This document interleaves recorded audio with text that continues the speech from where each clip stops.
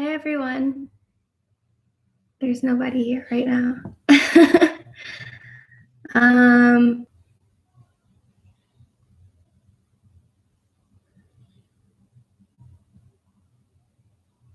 I guess I could stream this on my personal Instagram, but I'm not feeling very sherry today. I'm just begging my friends to watch me.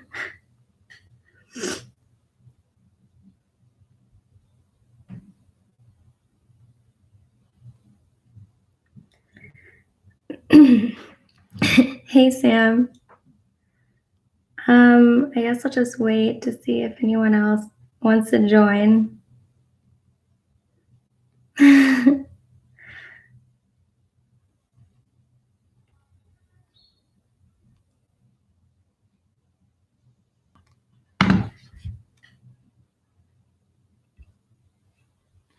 Let me just turn my email off. All right, there's 4 people here now. Hi, good morning. Hi, Daniel. You're so awesome. Okay. I'm gonna start. 5 people. This is great. One more person. Okay, there's 6 people. I think that's like too much now. Okay. Oh, hey, Sinem. So this is my bedroom. Change of scenery. I am feeling a lot of emotions today. I might actually cry. So that's awkward.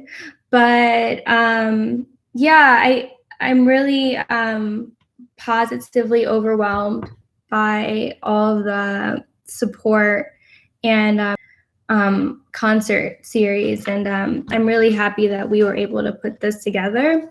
I'm also really happy that so many people from around the world not only logging in but also performing. I've never really been able to see like Slow Coaching, for example, play, and Slow Coaching is one of my favorite bands. So yeah, it just makes me feel like really good feelings. I'm also feeling like super emotional after M the Myth last night. Morning, Eric. I was watching in my bedroom. I'm just like exhausted. You guys, I'm really tired. But I went to the living room and I had all the lights off. And I just had my computer watching In the Myth, and it was so spiritual. It was really, really beautiful, and it just made me feel so like loved and safe and protected. And it was just like yeah, it made me less depressed. It made me feel really good, especially in the dark room and being in my own house. I think on another note, I'm kind of overwhelmed by all the news that we're getting. It's really hard to know what to believe, or I mean, obviously, like you go to the BBC or the World Health Organization, CDC, and so it's good to have reputable sources to kind of learn and hear from. But I'm also really, I would say, negatively overwhelmed by how much information we have to kind of sift through and understand and cope with. It's So I would say this is probably the first time that I really experienced this. I'm just turning off my iMessages because I get distracted really easily. This is the first time that I've really experienced this. I know we went through SARS and there was the H1N1 swine flu, but I think this is the first time that I've been on lockdown and that my friends have been affected. One of my really good friends just lost her job. She works in the service industry at a brewery in Atlanta, and it just really sucks. And I guess I just didn't realize, A, how lucky I am to have all of you guys, and to also have a job where I could work from home and get paid and kind of just like sustain my livelihood. But it also I would say like touches me in other ways when I hear about like Justin in Shark Swimmer not having a job anymore because he works at a bar, or, you know, all of us just going stir crazy. And so a little fun fact about me before I get started. I'm reading today, by the way. So I don't know if anyone follows like star signs or birth charts or anything like that, but I'm a Cancer Leo. So basically, there, you can like see my chin. So basically, I am super emotional, but I'm also really aggressive and forthright and kind of just like a badass sometimes. But then other times I get really emotional and it's really, really hard to keep up with. It's kind of like being a Gemini is kind of my, now I want to cry and not do my set and not read because I'm sad. So that's what you guys are dealing with now. There's also a guy that I really liked and he kind of chewed me out for not social distancing the other day. So yeah, that's where I am right now. I've got a candle going. I'm trying to get some good vibes in here. I'm super glum and I've got my tea. Yeah, thanks, Sam. I was so annoyed. I was really happy to like, it's really hard to distance yourself, you guys. It's really hard. And I've been sick for 2 weeks before that, which is probably more of a reason for me to social distance. And then been working from home and, you know, it's just really overwhelming. So anyway, I'm really happy to have some of my really close friends here and new friends and new close friends. And I've got 2 things I want to read today. I did shower, but then I just put my pajamas back on because I'm just not in the mood today. But I think reading will be really helpful for me. And this is stuff that I've written. So the first one I'm going to read was published in Cell Vision, which is a project that Maddie Safer does with another one of his friends. I want to say Prince Terrence is his name. Sorry. And so I actually just got accepted to grad school in London, or at least I think I am. So I got accepted, and then this was like a month ago, and then Maddie.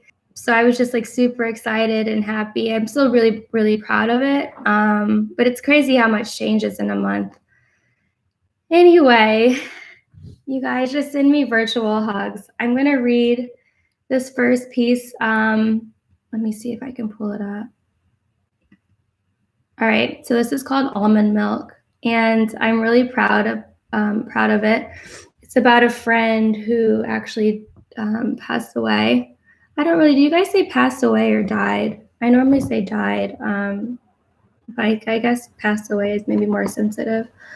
Anyway, so it's about a friend who passed away / died, and I honestly might start crying. So let's just hug me. Okay, almond milk. I'm just gonna not show the chat too, because I get really distracted. Okay. Almond milk. Death is an interesting thing. One day you're walking down Bleecker with a coffee from Blue Bottle in one hand and a musician boyfriend holding the other. And the next day you're putting a friend in the ground. Musing about gentrification while walking around the village, you find yourself trying to remember the name of that great Cuban spot by Washington Square Park and fake arguing about whether Clinton Hill is better than Park Slope. Distracted by the gratifying moments with the new lover, this conversational dance plays out over time, and the more realistic topics are never brought to the surface. When you're both old and gray, or if a sudden circumstance sweeps one of you from this realm, what color coffin would one want to be placed? Should the accent be gold or silver? And who would help with the floral arrangements? I still remember the smell of peach roses surrounding my grandmother's coffin. The flowers are the most significant part of the funeral. Smell never quite leaves your memory. New Yorkers spend their whole lives in search of the trifecta, the perfect apartment, the enviable job, and the flawless partner. We ask ourselves Cobble Hill or Park Slope, Bushwick or Bed-Stuy, Manhattan or Brooklyn, putting gray hair into where we will spend the next 60 or 80 years. Where is the plot in the ground where we will spend eternity? Who makes these decisions and why are they in charge? 6 feet below the surface, it's wet, hard, and cold, like being trapped in a forest surrounded by soaring evergreens and a strong sense of abandonment. The ecosystem of insects surrounding the $10,000 box both protects your treasure trove and becomes symbiotically attached to you, like a partner, a lover, or a best friend. I've never liked creepy crawly things on my wrists or legs. I often avoid picnics whenever invited. The dance we perform with insects is both unnerving and anxiety-inducing. I don't like the feeling of not knowing what is on me and when it could strike. On warm spring days in Manhattan, everyone south of 14th Street reaches for woven blankets and fancy cheeses from Murray's and heads to Central Park to bask in the sun, their Bluetooth speakers blaring and fixed gear bikes piled in clusters.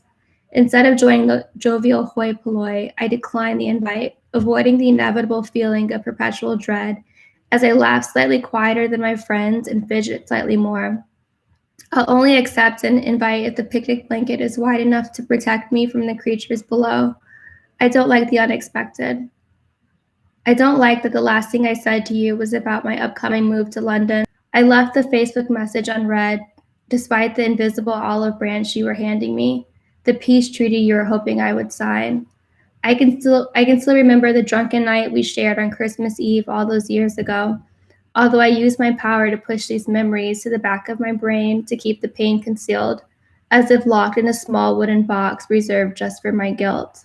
I can still recall the way you leaned in for a kiss at the dimly lit wine bar, though what I thought was youthful coquettishness with a coworker was nothing more than me being a tease.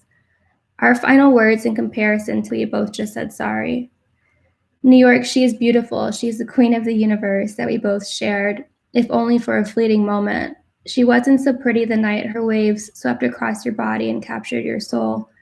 Your working class Russian accent still plays notes in my mind, and I keep thinking I'll see you at an unmarked dive bar in Brooklyn at 2 a.m., hoping we can finally say the things that are not forevermore left unsaid. I don't like the face I make when I cry. I hate having things to cry about.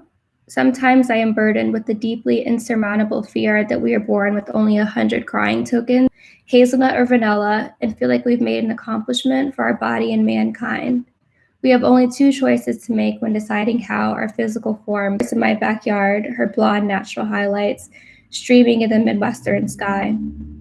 The sound of fire trucks and ambulance sirens woke me, and I recall my mother's voice telling me that she died in a basement fire. It still haunts me. 20 years have passed and I've yet to light a match. The thought of being incinerated grips my insides. My mind turns mindless when imagining one's flesh and bones dissolving to nothing more than a pile of ash. In life, we are taught the only hopeful in the unknown, ambivalent to the oblivion. You find yourself spending $168 on a coat because that lessens the blow of thinking about the hard questions, the ones like silver or brass, chestnut or oak. Quarantined in a cocoon of our own making, we live life gently and without much tragedy. We are all avoiding the unexpected, hoping someone brings an oversized blanket to the picnic.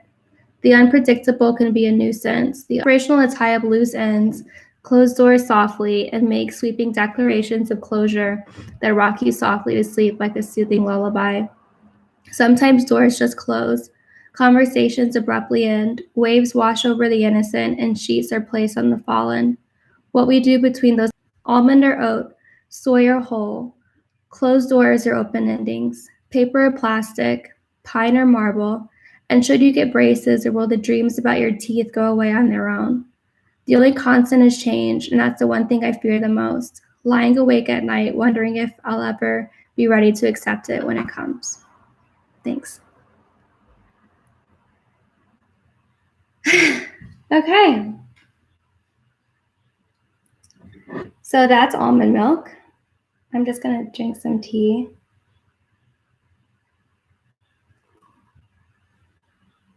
Look at the comments. Thank you. Thanks for the hugs. Hey, Daniel. I woke up and I finally did it. Yeah, so that was a friend of mine. As you guys know, we worked together and it was all really sudden. And, you know, I think for someone like me, I move so fast. Things just happen really quickly in my life, you know, so I'm doing this or that or working or freelancing or hanging out or planning festivals or who knows what. And a flaw of mine is that I never really reflect on things. And so that essay was kind of my way. I have one more. It's very short and sweet. I just need to find it because I'm not prepared. All I could really do is shower today. Let's see. High Street Disco. Whew, that took a lot out of me. I'm like sweating. Where are you? Here we go.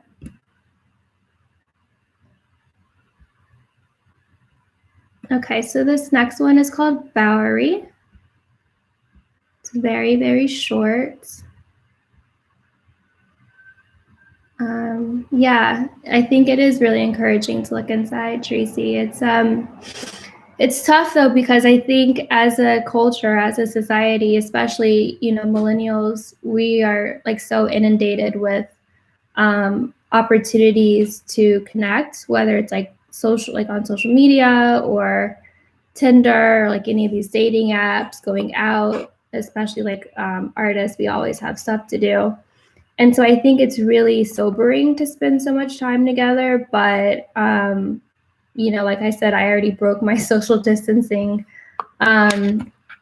once. I don't plan on doing it again. But, you know, it's really hard for, I think, people like artists, not even extroverts, but just think this isolation and quarantine makes us go there. And I think that's hard. So power to all of you guys who are still creating. I actually really like it. It was written about a guy that I like.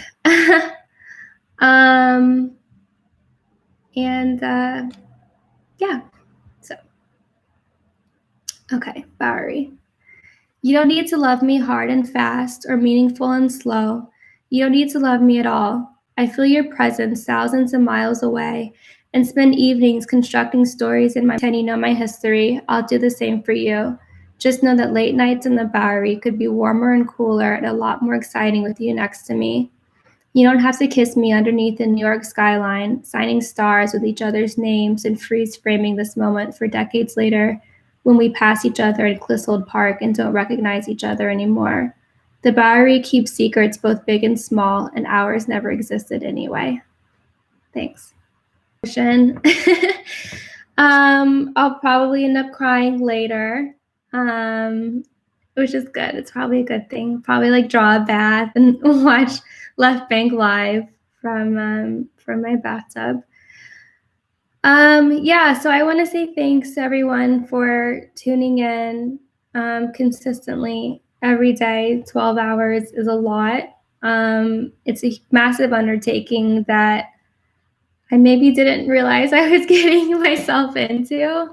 But I'm now not alone.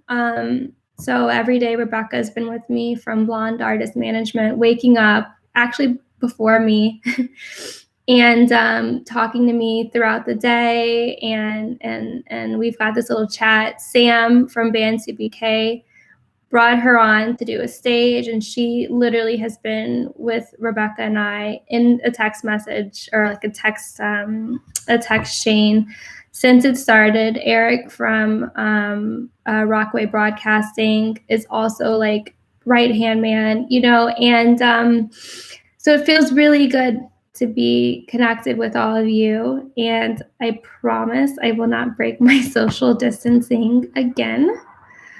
I will stay here, and I've got a whole bunch of books actually in my house. I'll show you. I've got a really good book collection. So I'm probably going to start down here, if you guys can see. There's Revolutionary Road, and I actually really want to read that. So once Left Bank Live is over, I'll probably just dig into some reading and probably some more writing. But yeah, so anyway, you guys, I just want to say thank you for giving me the opportunity to speak and for listening to me and supporting me across all of my endeavors. As a Cancer Leo, I have a lot of things that I want to do, and I'm very aggressive about getting them done. And then I get sad about everything. So thank you for supporting me. I love you guys so much. I'm like going to cry now. So, okay, I'm really gonna cry. Okay, thank you. Next up is Michelle Lobianco. She also wrote something. We've got Hannah Judson today, Juliet Garrett in London. Hannah's in France. We've got my friend Davis Mallory, who's an incredible performer. High Street Disco has a stage. That's my best friend, you guys. Taylor, did you listen? I'm gonna call you and cry in like 10 minutes, so get ready. Yeah, so High Street Disco has a stage today with Razor Braids and Petra, Gerard, and day. I hope it's going to be a good day. I hope that we can figure out what's going on in the world and get through this. So, okay, thanks guys. Bye.